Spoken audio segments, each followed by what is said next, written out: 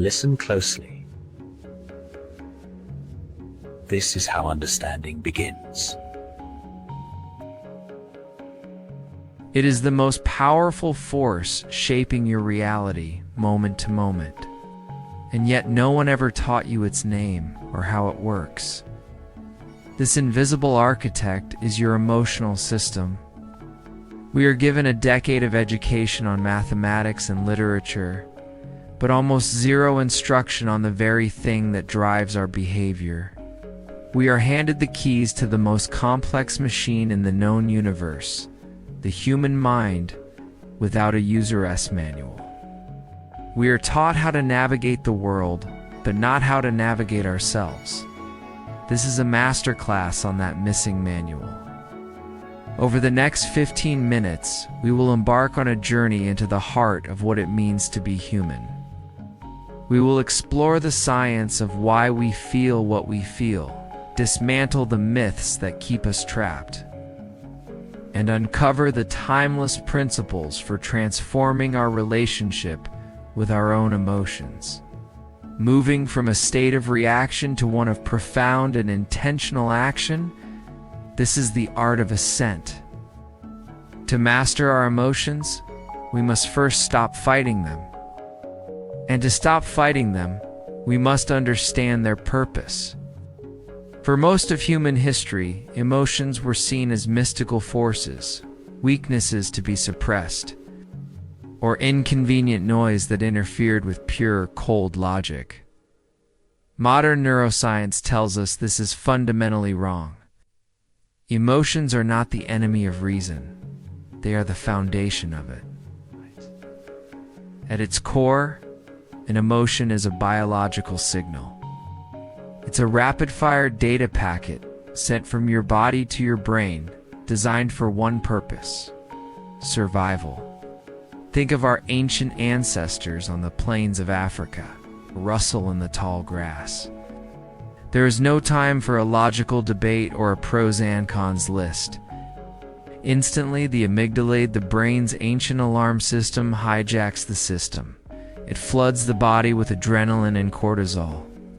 The heart rate skyrockets, pupils dilate, blood is shunted to the large muscles.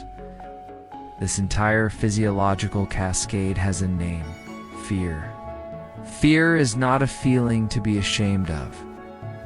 It is a brilliant piece of evolutionary technology designed to prepare the body to either fight or flee from a perceived threat. Every emotion serves a similar, practical purpose. Anger is a signal that a boundary has been crossed, a standard has been violated. It provides a surge of energy to confront the injustice. Sadness is a signal of loss, prompting a period of reflection, conservation of energy, and a call to our social group for support. Even joy is a survival mechanism, signaling that an activity is beneficial for our well-being and should be repeated. The problem is that our ancient biological hardware is now running on the brand new software of the modern world. The threat is no longer a lion in the grass. It's an angry email from your boss, a looming deadline, or a passive-aggressive comment on social media. Your amygdala can't tell the difference. It still perceives a threat and floods your system with the same survival chemicals.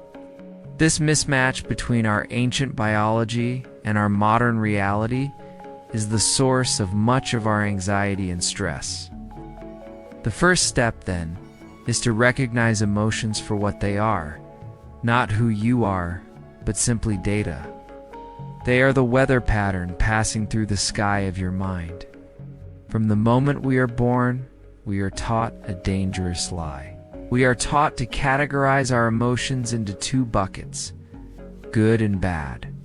Happiness, joy, and excitement are good. Anger, sadness, and fear are bad. We are praised for expressing the good ones, and often subtly or overtly shamed for expressing the bad ones. Don't cry. Stop being so angry. There's nothing to be afraid of. This simple categorization is perhaps the single most destructive misunderstanding in modern mental health. Because when we label an emotion as bad, we instinctively do one of two things. We either suppress it, pushing it down and pretending it doesn't exist, or we obsess over it, getting trapped in a spiral of analysis and rumination. Both are disastrous. Think of an emotion like a beach ball.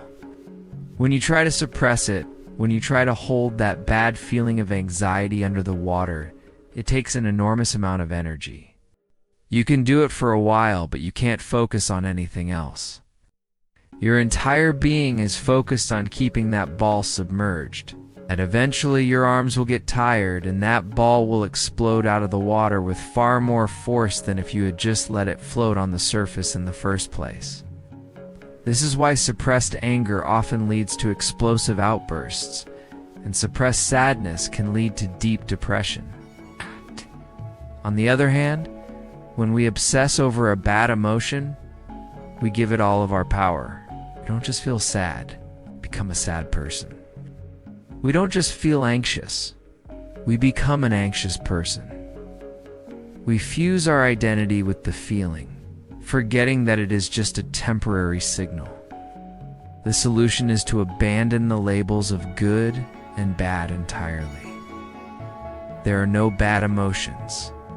There are only comfortable emotions and uncomfortable emotions. All of them are valid, and all of them are data. The goal is not to feel happy all the time. The goal is to become skilled at feeling everything without letting any single feeling take control of the ship. This is the foundation of true emotional intelligence.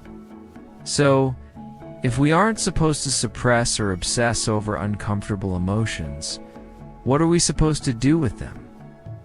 This is where we move from theory to practice.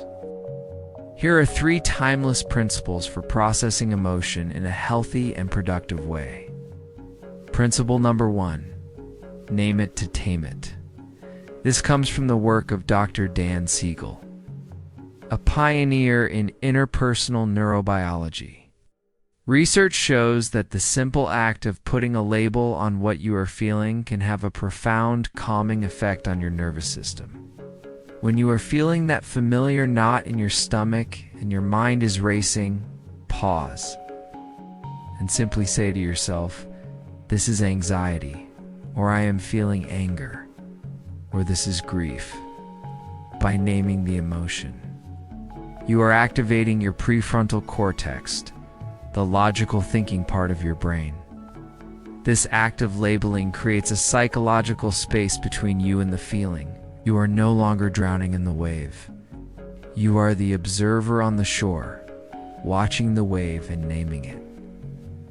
You are not the anger, or the one who is experiencing anger.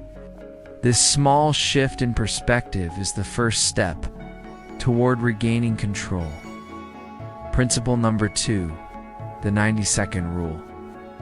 This concept comes from neuroscientist Dr. Jill Bolt Taylor. She discovered that when an emotion is triggered, the purely physiological chemical cascade, the adrenaline, the cortisol, lasts for only about 90 seconds. After that minute and a half, any remaining emotional feeling is because we are choosing to mentally re-engage with the loop. We are replaying the thought that triggered the anger. We are ruminating on the memory that triggered the sadness.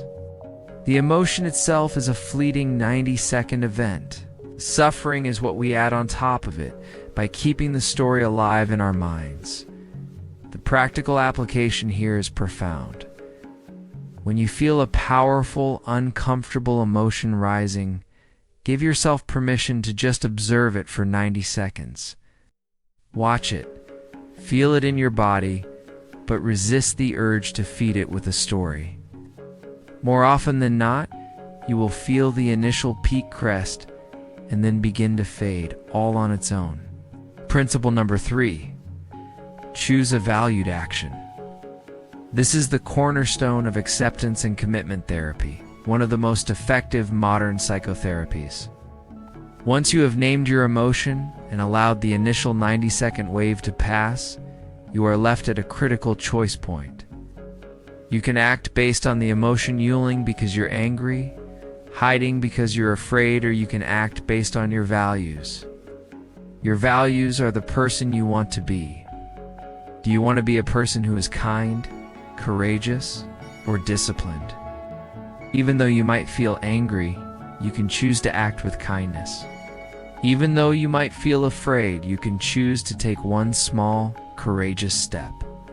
This is the ultimate expression of emotional mastery. It's the understanding that your feelings do not have to dictate your actions. Your actions can be dictated by your values, regardless of how you feel.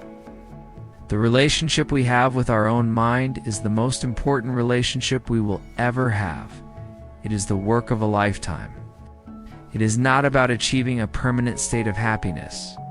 It is about becoming the calm, steady captain of your own ship, able to navigate the inevitable storms with skill, wisdom, and grace. It's about learning to treat your emotions not as enemies to be conquered, but as trusted advisors, sometimes loud and dramatic advisors. Let's be sure, but advisors nonetheless, offering valuable data about your inner world and your experience.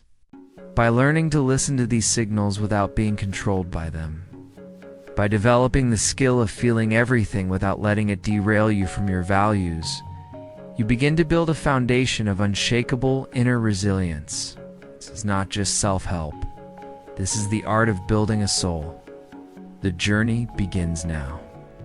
What is one emotion you've been struggling with that you can now look at as simply a piece of data? Share your thoughts in the comments below. And if you are ready to continue your journey and master the tools for a more intentional life, consider subscribing to The Art of Ascent.